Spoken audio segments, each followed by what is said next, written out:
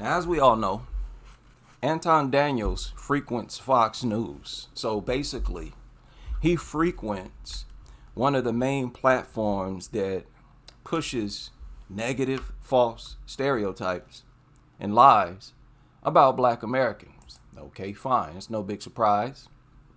There's nothing we can do to stop people like him and Charleston White from spreading lies and being allied with racists. That's all this is. A couple of black men planting a seed for the younger generation to grow up, and they hope that the younger generation latch on to their narrative and become a population of coons. That's what their job is. Charleston White and Anton Daniels. Their job is to push coonery. Okay, nothing personal against them. If they stop cooning, then, they'll no longer be a coon. But listen to this. America have been invaded.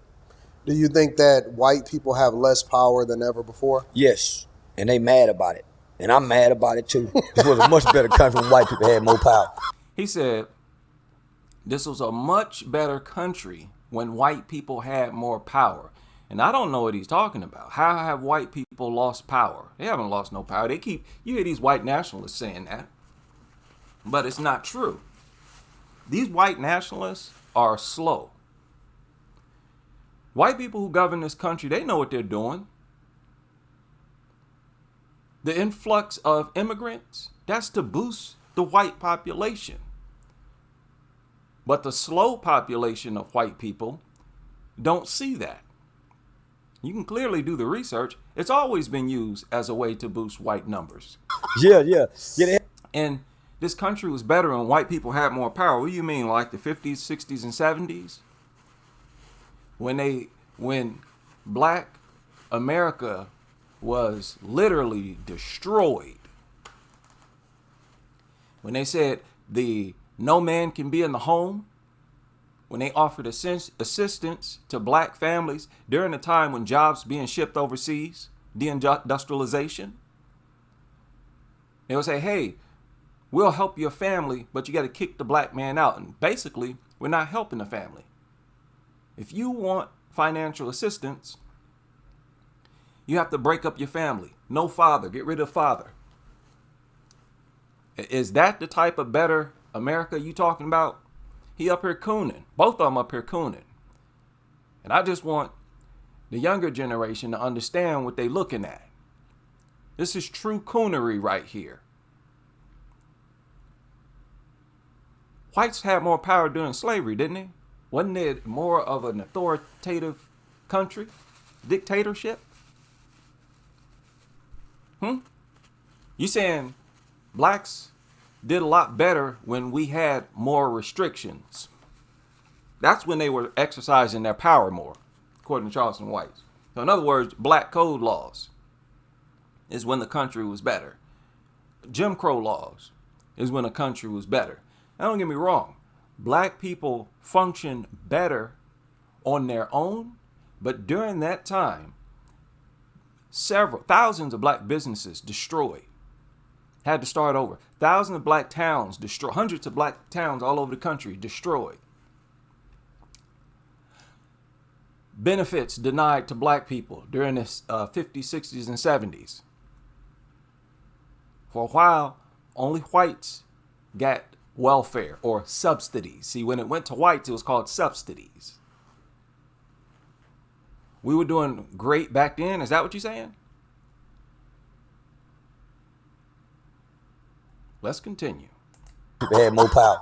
Yeah. They have less power, and they have a right to be afraid of what America's gonna come to, because he's speaking for these white nationalists, these white racists, white supremacists. Literally, that's their talking point. I frequent white supremacists and white nationalist Twitter spaces all the time. They're making it obvious. They're tap dancing for them. We mad at the wrong white people. Who mad? Point me to the black group who is mad. And today's white people had nothing to do with what our ancestors went through that none of us got to witness. Why are we talking about today's white people? Our issue is not with the average white person in America. What are you talking about? Our issue is with reparations. Cough over that check. Y'all been using our tax dollars to give other people reparations. Our tax dollars to give other people money in general. Where's our money? Where's our check? Nobody's been robbed as much as us. And that's recent history. I hate when these coons get up here and talk as if it was hundreds of years ago. 1870 to, let's say, 1970. That wasn't that long ago. Hell, I was born 1977. My mother born 1960. What is this dude talking about? Facts. But we want to punish them for it. Yeah. Punish them how? Who? What black group is talking about punishing white people? And in what way? The only thing he could possibly be talking about is reparations. Our demand for reparations for our vote. That's not a display of violence. But we didn't necessarily go through what our ancestors went through. We didn't. In order for us to have the type of hate and vitriol towards the people that's not even a part of what happened in yesterday. What black group got hate and vitriol for white people? What are you talking about? I keep up with black groups. The only black group you could argue that has hate and vitriol for white people is the Hebrew Israelites. And that's not even all of them. They're the only ones who be out on the corner talking about death to the white man. How influential are the Hebrew Israelites? Hebrew Israelites collectively are one of the smallest black groups in this country. And again, it's only a select few of them who do that. So what are you talking about? You're making accusations, Anton, Charleston. You're accusing us of having hate and vitriol for white people. Prove it. It's just cooning. Yeah. That's what I'm talking about, homie.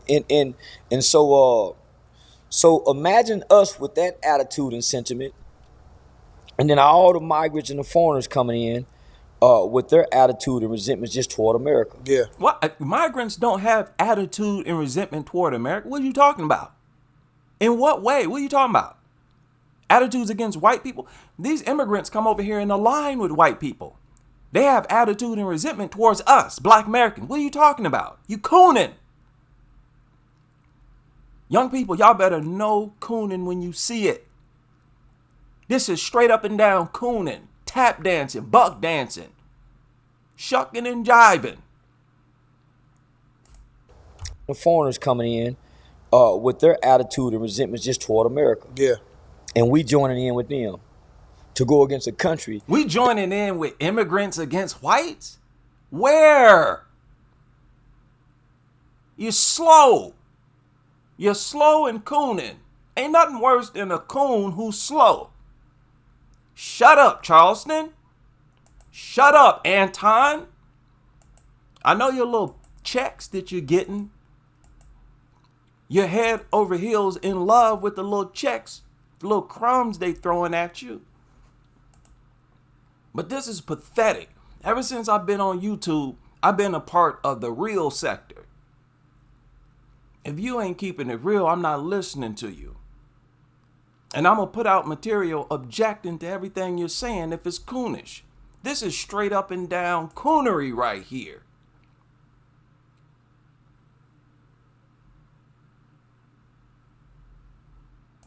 Now, what black group would you say is the largest? Who has the most influence? What narrative? What's the most popular narrative in black America when it comes to politics and our relationship with white America? If you ask me, The most popular narrative is the demand for reparations. That has nothing to do with hate and vitriol. But that is what these white racists and nationalists say all the time. Oh, you're trying to punish us. Our tax dollars have been going to pay for reparations and to just give other people money for a long time. During that time, you never heard white people complaining about being punished. They didn't look at it as punishment when they was paying reparations to Jews, Japanese, Indians. It's only when black Americans demand reparations, and it's only for our vote. We're not saying give us reparations or we're going to attack you. Again, where's this hate and vitriol accusation coming from? Again, just projecting black men, because it's primarily talking about black men, as savages. Yeah, tote the line, do your job, do your tap dancing for your white paymasters. It's very much spineless and a massive disservice. Now, listen, ever since I've been on YouTube, I can't front. When I see cooning, I call it out. It needs to be called out because it's not personal. Just like, what they're doing is more personal. You got a massive platform, Anton. Charleston White is a massive name. This interview that he did with Charleston White currently has hundreds of thousands of views. Hundreds of thousands. So you better be careful about what you're saying about us, about the people. You get reckless, you're going to hear our voices. That's my objection. I'll leave it there.